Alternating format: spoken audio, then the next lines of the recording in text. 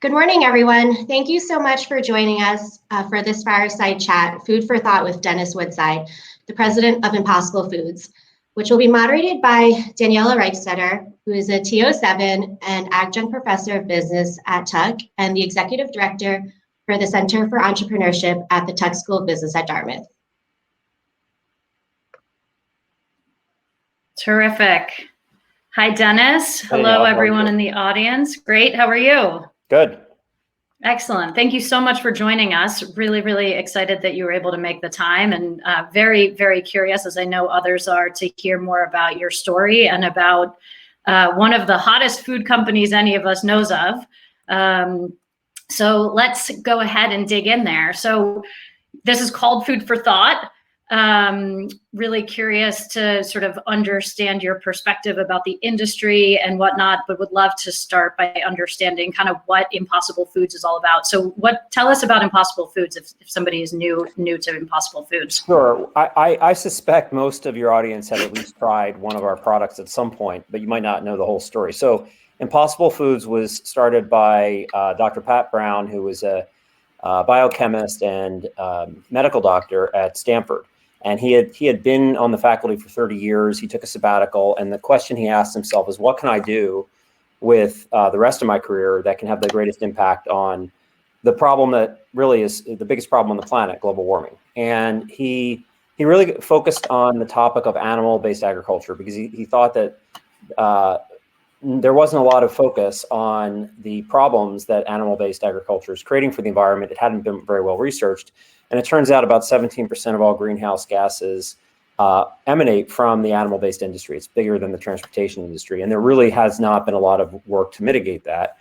And there's big impact from animal agriculture on biodiversity, which also is a huge problem. So he set out to try to solve that problem. And he realized that the only way that you're going to get consumers to change is if you make a competing product that delivers the same functionality, the same taste, the same nutrition as the incumbent product. So he thought of it really as a technology problem. How do we create a better technology that delivers what consumers want at lower cost over time, but with less harm to the environment? And he set about engineering the food, engineering a burger from plants, but at the molecular level. And he discovered along the way that leg hemoglobin is a molecule that's present in every living organism, and it gives meat a lot of its flavor, its color, its transition from pink to brown. That all is aided by leg hemoglobin. So he figured out how to ferment that and use that as an ingredient in our product. And that really is what creates the sizzle and the taste and the experience that when people say, hey, it's impossible, it's just like meat, that's what they're talking about. And we heard that a lot from chefs early on. So our mission is to replace the need for animal-based agriculture by 2035. Just like any other new technology that comes along, it sounds completely crazy. It sounds crazy that we're all, if you were here 20 years ago, that we're all now on Zoom or not on Zoom, something like Zoom. But the world changes, and these technology shifts do happen. So we think we're on track to replace what could be a trillion pounds of meat consumed every year by 2035, and that's the goal of the business. That's what we're trying to do. Excellent. So inspirational and ambitious, and I love thinking about the role that the company is going to play and is playing now in sort of creating a better future. So I'm curious, given that Pat Brown is a founder that is kind of so passionate about these ideas, and this is so clearly a sort of mission-driven, impact-driven company to its core. How do you, as the president, and we can talk a little bit about your background and how you got here in a second, how do you think about this sort of balance or the integration between the business and the impact side? And how do you balance that? Well, I think it's pretty well integrated. If you think about where consumers are going, consumers are more and more aware of the impact of everything they do on the environment, the car that they drive, where they go on vacation, how they get there, what they eat. So what we're just doing, we're working with more and more restaurants who see the same trend and are trying to create a much more sustainable menu. So Starbucks is a great example where they have an initiative to over time reduce their reliance on animal-based products. Think about milk. But there's a number of other animal-based products that they serve for breakfast. Now they're serving an Impossible breakfast sandwich, so it fits in quite nicely. So the mission really is pretty intertwined with the business. That is Starbucks is a big account for us. That business is growing nicely. So from a business standpoint, it's successful. From an impact standpoint, whenever we go and talk to a customer, I'm actually in Miami today, going to be speaking with Burger King. We lead with, hey, do you understand that the impact, the positive impact that your decision to put our product on the menu has had on the environment? We've saved millions of gallons of water. We've saved thousands of acres of rainforest. Those are real impacts, and companies are increasingly aware that they need to play a leading role in sustainability. Their investors are demanding that. So really, I don't think of the two as separate. I think the business drives the mission, and the mission drives the business, and that's what's cool about the company. It's not like we're trying to do the environmental thing as a side project, which a lot of companies try to do. It's really it's core to the entire business. That's great. Do you have any companies that you're working with or courting as customers that really need a lot of sort of education or bringing along as far as the mindset of the change that the company is seeking to have? So I've been with the company a little over 2 years, and I've been stunned at how fast mindsets have changed. When we first were talking to Burger King 2 years ago, they really were a pioneer. And they were, they were working with a very enlightened leadership who realized that the future required menus to change, and consumers were increasingly looking for plant-based options. So they saw a real business opportunity, but many others were not on that path yet. But what we've seen since then is pretty much every major QSR has had a conversation with us or one of our competitors about a menu item, if not put a menu item, put a new plant-based item on their menu. So there's a realization that plant-based is not a fad, it's here to stay. There's a big segment of consumers who are going to dip in and out of eating animal meat and eating plant-based meat. The better and better the plant-based meat gets, the more and more times people are going to choose that over the animal, because they realize the environmental impact. COVID has raised awareness as to the conditions under which animals are slaughtered, and the conditions under which the workers in that industry face. So all of those things, I think, contribute to positive momentum. And like I said, pretty much every QSR leadership team is speaking with us. On the retail side, we went from 200 doors, that's a retail location like a Safeway, to 20,000 in a year. And that's pretty unheard of in wow. food, right? Most new food products really have to fight to get in and get shelf space. But because we had this big restaurant business and we had these big customers like White Castle and Qdoba and Burger King and Starbucks, we had a pretty easy time selling into the retailers that our product was going to be successful. And within less than a year, we went from nowhere to clearly the number 2 brand, number 1 in a couple categories. And that's really on the strength of the product that Pat designed years ago. Wow. Congratulations. That is tremendously successful. How are you keeping up with the supply? Has that been a challenge with all that growth? So I came from the technology industry where supply was pretty easy. You just called up Amazon and got some more servers, or early days of Google, we had to do it ourselves. But the supply is a huge issue for us. The fundamental business challenge is that our business is doubling to tripling depending on the year over year. So if you just extrapolate that out 2 or 3 years, you're talking potentially 9x growth. And how do you plan your supply chain for that? Because we have to build factories, we have to scale our heme manufacturing footprint, and these are very expensive projects. And currently, the lead time is quite long. It can be 2 to 3 years to build a new manufacturing facility for heme. So it's capital intensive, and you have to make really big bets on the success in the future, which is daunting and requires you to just believe that the business is going to keep growing. I mean, it's a lot of people compare themselves or their business to Tesla. I'm not saying that it's comparable, but Tesla had to do the same kind of thing. They had to make big bets on factories and automation and capacity years before actually seeing demand. So that's what we're doing, and that's a big part of what my teams do is try to understand where is demand going to be, and then plan for that. How do we plan for supply? How do we ensure that all the ingredients that we're supplying are going to be available and plentiful in 2 or 3 years. And a lot of the ingredients that we use, they really were designed more for animal consumption. Most of 90% of crops in the U.S. are actually, they're destined for animals. They're not destined for humans. Most people don't know that. So for us to get enough scale in our supply chain, we have to constantly look for new sources of supply of different ingredients that we use in our product, and then we have to scale up our own manufacturing capacity as new products come online. Interesting. Very different challenges. So you mentioned your prior work in technology, and you come from being an exec at Google, Motorola, Dropbox. You did management consulting before that. Maybe we can spend a couple of minutes just talking about you and how you got into this role. How did you find your way to Impossible Foods? Well, yeah. So I started. I'm a lawyer by training. I wound up being more interested in the business stuff. I don't think I was a particularly good lawyer, but I liked the business side of negotiating deals. So I went over to consulting for a while. A friend of mine joined this startup called Google and said, "Hey, you should come and work for me." So that was kind of it.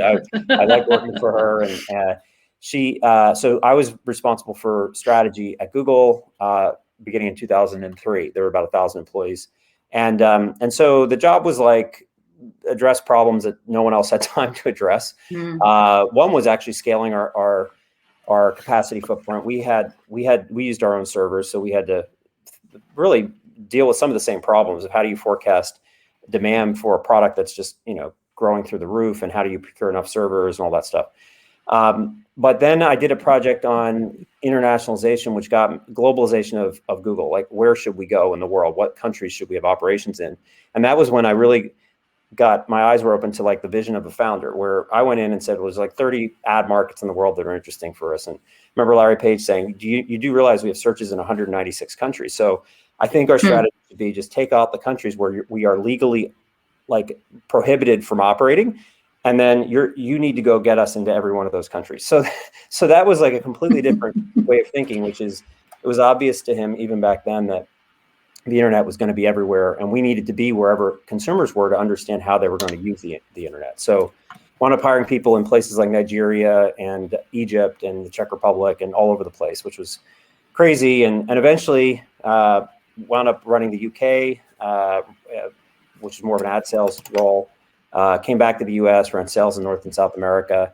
You're selling advertising to CMOs, but basically all along you have a disruptive product. That product is challenging the status quo, and you need to convince decision makers to give it a try. That's kind of that's the job. So did that, and then wound up running Motorola for a while, which was completely different because we were behind in the smartphone race from the beginning, and went to Dropbox, which again was a startup, which was sort of challenging the status quo of how you store and share information. So I think the impossible, the theme is that we're doing the same thing. We're just challenging the status quo with a better technology. We have to convince people along the way to give it a try. We have to convince restaurant operators to put us on the menu. We have to convince retailers to put us on the shelf. We have to convince consumers to try the product and then to repeat and use the product over time. At the same time, we've got to build up a massive supply chain to support that business. So there are some similarities to all of those things. And I view what we do as really a disruptive technology that is just better than what came before. I love it. And so I'm curious, for those in the audience that are looking to transition into sustainable food or maybe sustainable ag, what advice you might have for them? Because I just heard this very convincing, really, really beautiful description of sort of your career arc. And it makes a ton of sense that you went from a different industry into where you are today. So perhaps you have some pearls of wisdom for those that are interested in doing the same. I don't know. I mean, it was pretty, many careers sound like they were planned and they're not. And mine was like a combination of happenstance and, doing your job well. I think a couple things. One is whatever job you have, do it well. And that's the best. People always are asking me, how do I do that? Just do your job well. And a lot of good things can happen from that. I think the other thing is just, for me, at least, finding a company that had a really strong sense of mission in Google initially was important because I felt that what we were doing was enabling people to access information that was otherwise completely inaccessible, locked behind walls, or locked behind paywalls or in libraries and hard to reach. And what brought it home to me was before I even joined the company, a neighbor of mine came down with a pretty rare form of cancer. And I remember she was suffering through this and found the doctor. We were living in Los Angeles. She found a doctor in Boston who specialized in her illness and basically saved her life. And the only way she found that was Googling, research, which of course now, everybody, that's kind of normal. But back then that was completely new. And so I think that, that sense of mission is really important. And then when I was in places like Poland and Russia, where information was locked up for the longest time, the internet had a huge impact on how people thought. And so I feel that the same thing about Impossible. So I think those kinds of decisions, when I make good decisions, it's been because I've been excited about what the company's actually trying to do, and if it is successful, what does that world look like? But I think that's it. You just have to be curious. You have to have I think it helps to have a personal vision of where the world could be, and be open to ideas that on the surface sound kind of crazy, but actually are founded in real science and real trends around consumer behavior and so forth. That's great. There's such a note of sort of optimism in what you're saying as well, which I really like. Yeah, I think you have to be optimistic, and I think for me at least, technology is an optimistic industry. It's all about improving people's lives in some way, shape, or form, and that's what's been fun. That's great. Thanks for sharing that. I'd love to switch gears a little bit and talk about your consumers. How do you sort of think about your consumers, your consumer types, or customer personas? How do you think about them? Yeah, we've really resisted the classic kind of marketing segmentation and narrowing in on your target. We've preferred to think of our consumer as a meat eater, which is like 95% of people in the U.S. So anybody who eats meat, anybody who eats ground beef in particular, currently is a potential consumer of our product, and that's not just in the U.S. but globally. So we have to appeal to a broad range of people. Right now, we're priced at a premium to ground beef. We have to work hard on our unit costs to drive that cost down, because we don't want to be a premium product. We want to be a product that's accessible for all. That's why a partnership with Burger King or White Castle is really important, because they serve a very, very broad audience. So in general, our consumer is coming from consuming other animal products. We know that from shopper level data that we get from retail, that when people are buying Impossible for the first time, you can go back and look at what did they buy over the 3-month period. Like 85% of them have bought chicken or beef or some animal-based product. We're not serving vegans. We're not serving vegetarians. That's not the target market. In fact, some of those people think the product tastes too much like meat and they won't eat it. So that's the goal, is to get as many consumers as possible converted. And to appeal to what people really like about meat, which is it's the experience of cooking it, the taste, the protein that you get from it, and in our case, there is no cholesterol. There's lower saturated fat. That's just a side benefit from a plant-based product. And when you say to get them converted, do you mean trial resulting in continuous purchase, or removal of meat from their diet entirely? Well, what does success look like to you? Yeah, so think of it as you're trying to get trial, and then once you have trial, you're trying to get sort of share of stomach. And as an example, our household penetration rate in the U.S. is just over 2%. Now, this is a business that's got hundreds of millions in revenue. It's only 2% penetration, so that shows you how big the market is. Globally, animal-based proteins, we consume about 1 trillion pounds of animal-based proteins a year. It's about a $3 trillion market. In the U.S., a little under like $900 billion in animal-based proteins. So the market's huge. And once we get trial, we know the biggest barrier is trial, because people have this bad connotation in their head about, really bad veggie burgers, and that taste like soy or taste like beans, and they're not filling. And so, we have to overcome that. And the way we do it is we try to get on the menu we started with like marquee restaurants that really focused on beef products. And we convinced the chefs that this is just as good as beef. And then they put their heart into the product, put it on their menu, and people were just wowed, like they were surprised. So So that once you get that first taste, there's a surprise and delight moment, and then people are more open to repeat, and the repeat rates are north of 70%. So it's really all about trial. That's what most of our efforts are focused on, whether it's in-store marketing or some of the promotional things that we'll do with a partner like White Castle or Qdoba or Jamba. We launched a breakfast sausage sandwich with Jamba recently. So it's all about getting that trial. We know once we get trial, people repeat, and we're off to the races. Got it. Great. Thank you.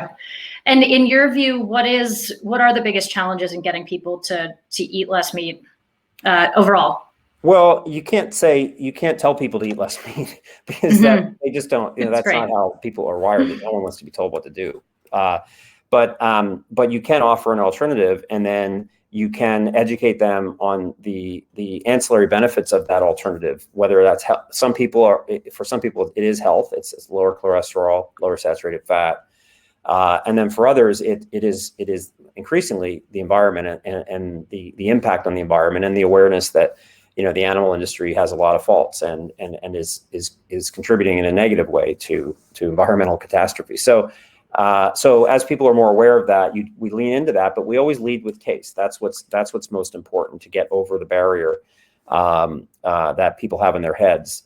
And there's lots of fun things we can do with taste tests. With you have Burger King has done this where they give someone a Whopper, but they don't tell them it's from plants, and they're totally blown away. That sort of thing does work, and there's lots of different iterations of that.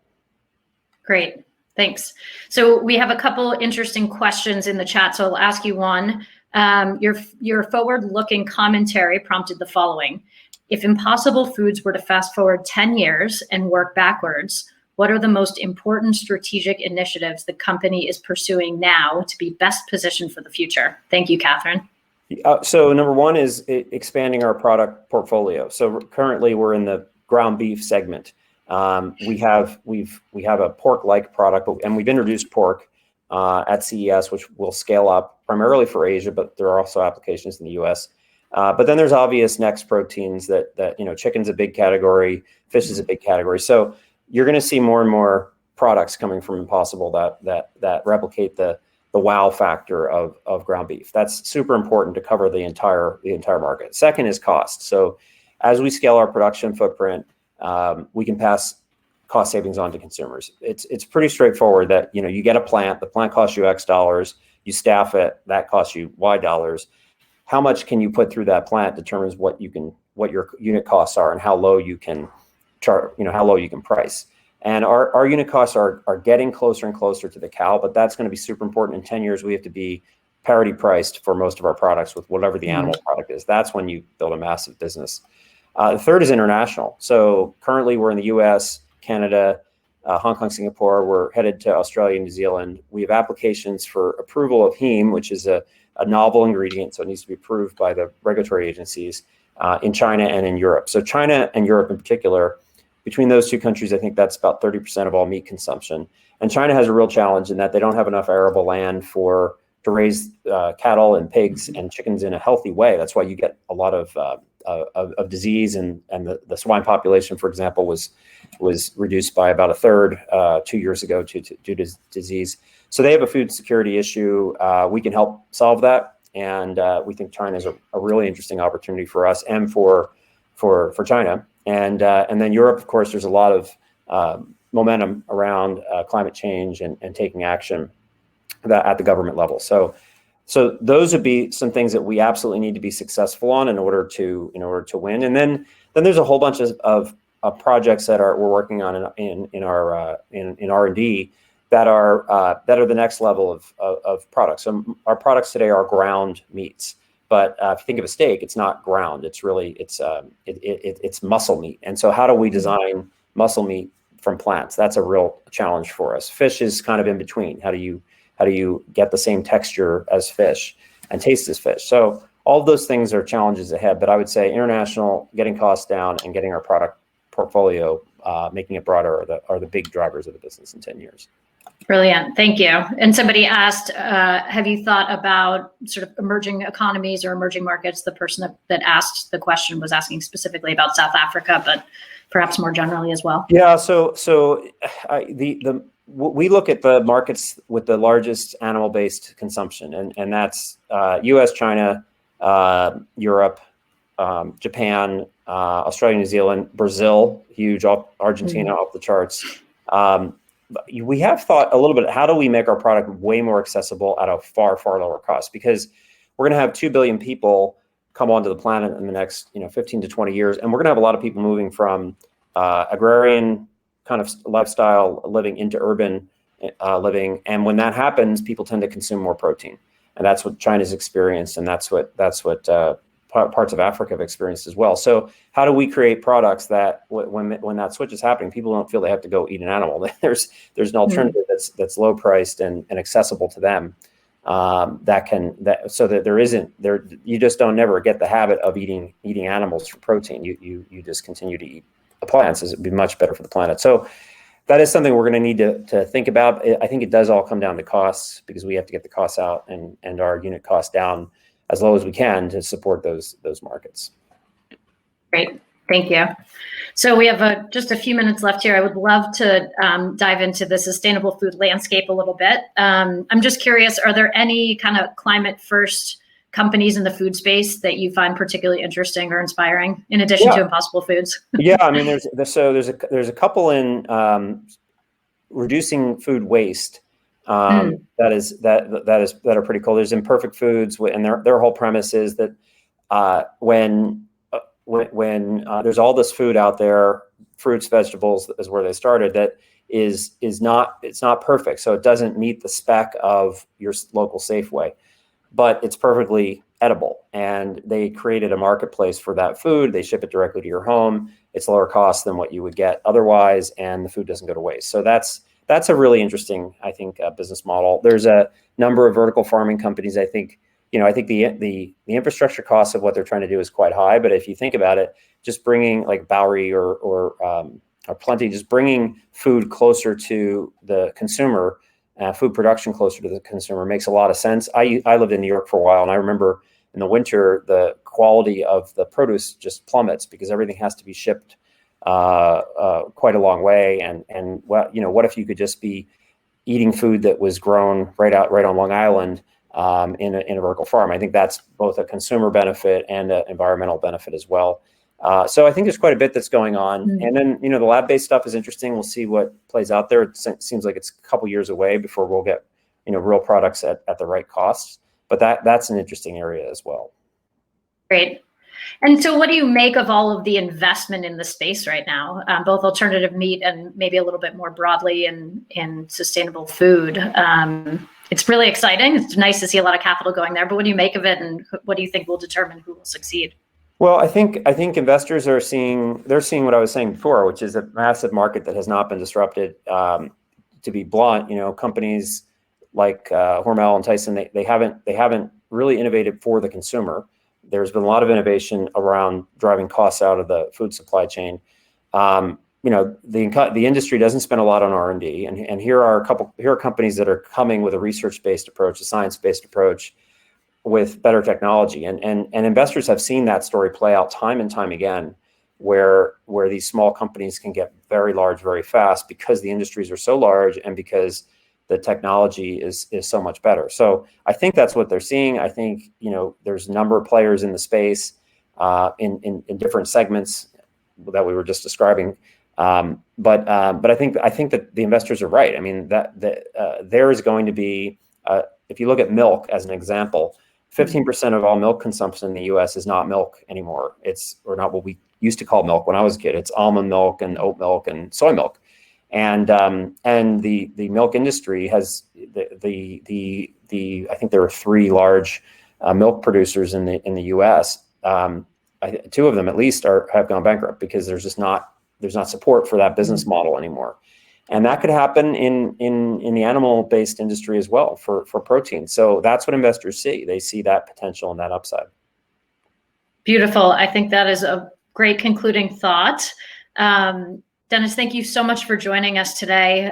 Thanks for taking the time and sharing your insights and your perspectives. It's been a pleasure, and it's a terrific way to kick off the AgTech Summit. So thank you for joining us. Thanks, everyone. Thank you, everyone, and we'll see you at our next keynote with Seth Goldman starting now.